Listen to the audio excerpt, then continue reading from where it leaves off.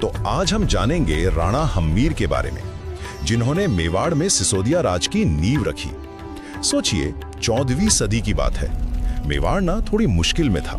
तभी आते हैं राणा हम्मीर। साल था 1326 से 1364 ईस्वी। उन्होंने मालदेव सोनगरा के बेटे बनवीर सोनगरा उसको हराया और सिर्फ मेवाड़ वापस ही नहीं जीता, बल्कि गोहिल वंश की एक नई पहचान, मतलब सिसोदिया राजवंश, उसकी शुरुआत की। इसीलिए तो उनको मेवाड़ का उद्धारक भी कहते हैं। सच में उन्होंने मेवाड़ को एक नई जान दी थी। अच्छा, तो चलिए राणा हम्मीर से जुड़ी कुछ जरूरी बातें जानते हैं। पहली बात, हम्मीर असल में सिसोदा गांव के थे। हाँ, वही गांव जिसे राहब ने बसाया था, और इसी वजह से उनके शुरू किए गए राज को सिसोदिया शाखा कहा गया। और हाँ, ये भी जरूरी है कि मेवाड़ के राजाओं के लिए राणा की उपाधि का इस्तेमाल सबसे पहले इन्होंने ही शुरू किया। दूसरी बात, हम्मीर अपनी हिम्मत के लिए बहुत जाने जाते थे, मतलब गजब का जज्बा था उनमें।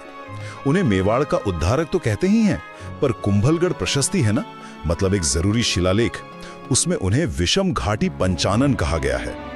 इसका मतलब होता है मुश्किल हालात में भी शेर की तरह डटे रहने वाला। क्या बात है।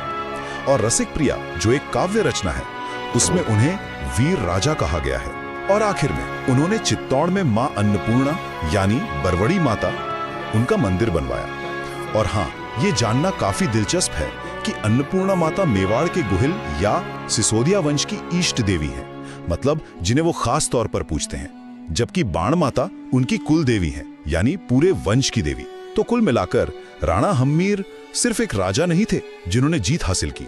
उन्होंने मेवाड़ को फिर से अपने पैरों पर खड़ा किया और सिसोदिया वंश के एक शानदार भविष्य की शुरुआत की।